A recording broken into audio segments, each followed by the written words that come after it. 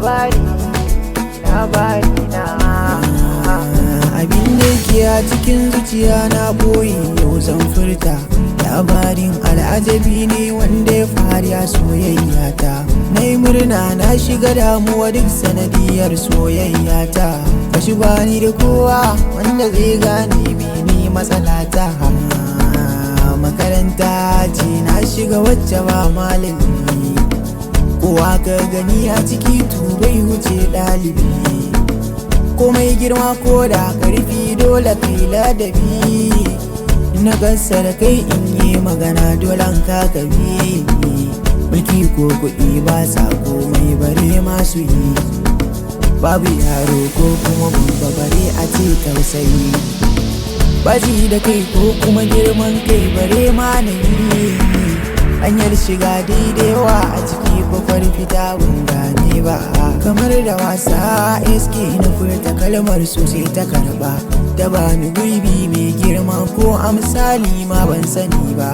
Ta gasgata min da bukata ta murna bana gina ruwa, da ta buɗe bakin yin magana ina son ka ba don komai ba. Sannu sannu kullum muna ta sabo soye girma, muna a tare kullum tun daga safiya har yamma.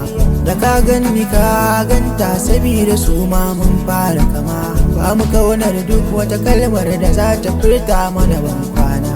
Mun kai shekara 2 muna cikin so muna a tare, daɗi ko wuya mun yi alkawari za a gan mu tare. Mun faɗa ma sai mu sasanta, fatan mu nemi aure.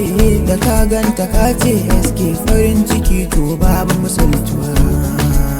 Wata ranar Laraba da safe ta kira ni muryar tana rawa, ta furta mini cewa ana so ne a raba mu ɗan uwa.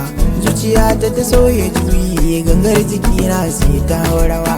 Ku bani ruwa in sha in zauna zuciya ta samu nutsuwa.